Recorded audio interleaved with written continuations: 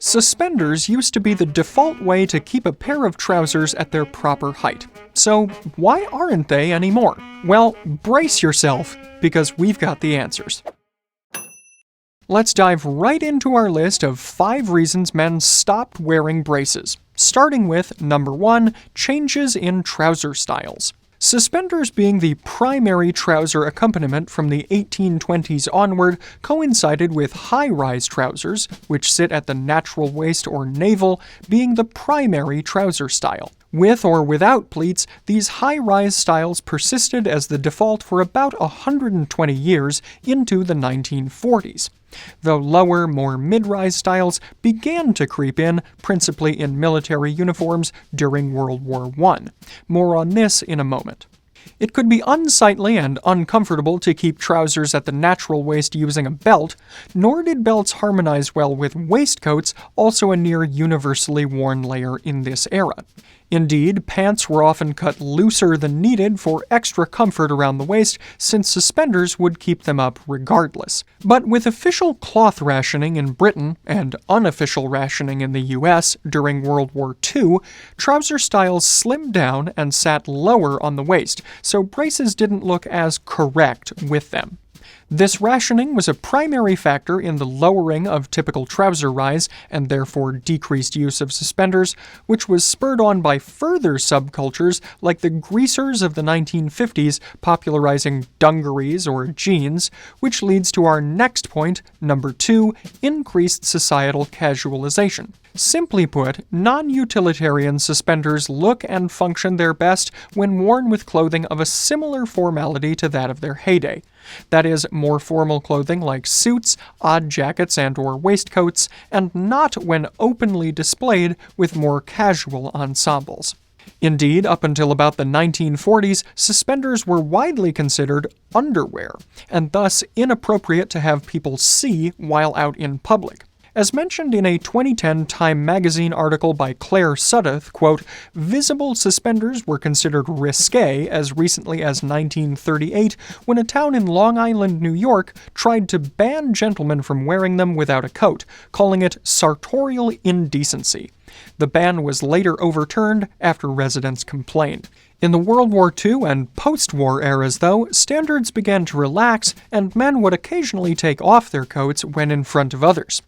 And during the 1950s and 60s, suits were starting to lose their foothold as the default option men wore while out in public due to the increased societal cachet of youth and countercultural movements. The more casual styles worn by these groups, and increasingly by the general populace, were largely incompatible with the inherent formality of suspenders, so public perception began to change. Let's put a pin in perception for a moment, though, to keep our timeline flowing smoothly with our next point, number 3, the resurgence of the belt. Or if you like, the belt strikes back. During World War I, in keeping with military tradition, belts were still commonly seen on the exteriors of field uniforms. Suspenders remained the preferred way to keep one's trousers up for most European armies, but Americans began to favor belts for this purpose as well. During World War II, suspenders would be issued to troops, but belts would ultimately prove more practical on the battlefield, and by the end of the 1940s, in tandem with our previous points, belts had reclaimed their position as the number 1 trouser accessory for men. It's a common misconception that soldiers returning from World War II had grown so accustomed to their military-issued belts that they stopped wearing suspenders once they got home. However, as we've discussed elsewhere, belts had already been worn with military uniforms during the 19th century and into World War I, and that hadn't spelled the decline of suspenders. That being said, veterans' experiences during World War II were at least a contributing factor here, along with our other points. The next of which is, number 4, lack of suspender buttons or manufacturer's choices. As casual trousers and the belts that went with them became more popular, more and more ready-to-wear pants weren't even being made with suspender buttons.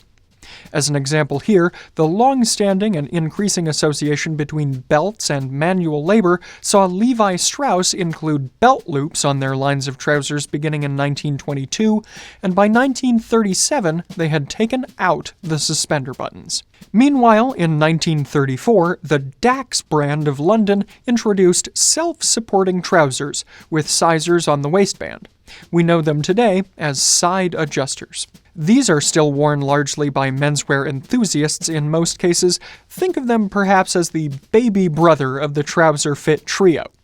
But they were, in any case, another non-suspender option to nudge braces out around this time. So, as men wore more casual trousers, they were discouraged from wearing suspenders, as they would either have to add in the suspender buttons themselves or take a trip to the alterations tailor.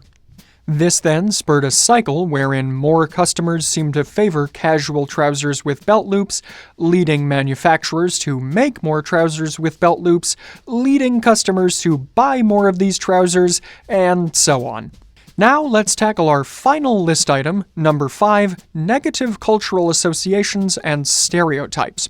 Perhaps because of the belt's association with the military and with rugged men in general, it's fair to say that by the mid-20th century, belts were once again hot and suspenders were not.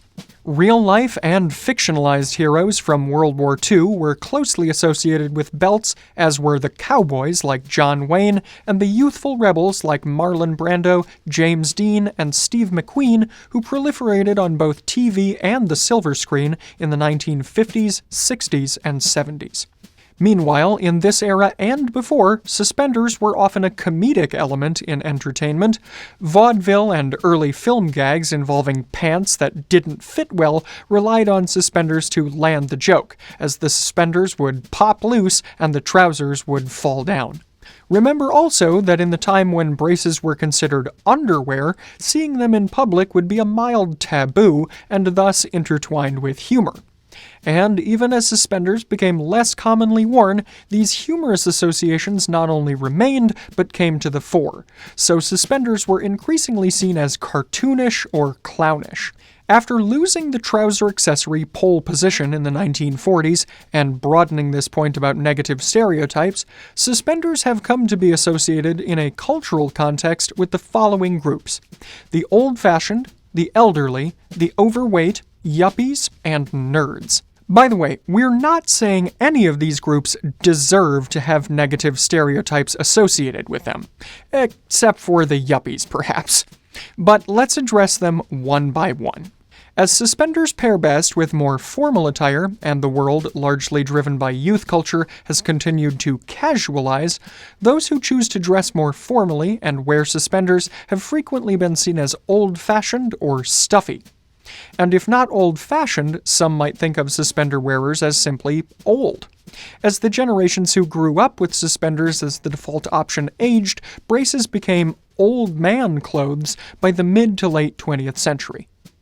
Also, belts don't often play nicely with some of the physical consequences of aging, like changes in posture and loss of muscle definition, whereas suspenders can sometimes help elderly men to keep their trousers at the right height. Speaking of physical matters, suspenders are also associated with heavier men, likely because they're a more comfortable option for those with larger midsections than are belts.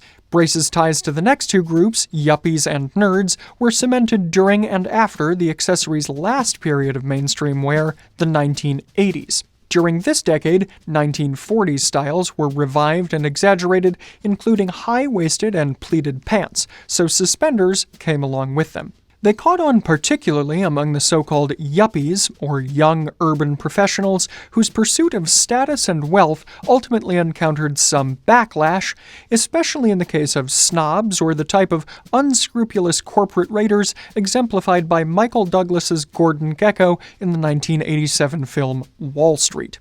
Meanwhile, some younger men were wearing them somewhat ironically. Look to Michael J. Fox's Marty McFly in the Back to the Future films, which was a trend that fizzled quickly. And other pop culture figures who wore them more sincerely served to reinforce the comedic association we brought up earlier, as exemplified by wacky or nerdy characters like Robin Williams' Mork from Mork and Mindy or Jaleel White's Steve Urkel from Family Matters. Finally here, one other subculture that had taken to wearing specifically thin, clip-style suspenders in the 1960s, 70s, and 80s was the so-called skinheads. And while then as now, adherents were situated across the political spectrum, violent far-right factions became most prominent. This is one inarguably negative association for suspenders. So there are 5 major reasons why suspenders have largely fallen by the wayside in the eyes of the general public. In conclusion then, while it's unlikely that suspenders will ever reign supreme again in the world of trouser accessories as they did from the 1820s to the 1940s, they're still a quintessential piece of classic menswear, and those who remain devoted can still wear them well. Do you wear braces, and would you like to see them return en masse? Let us know in the comments.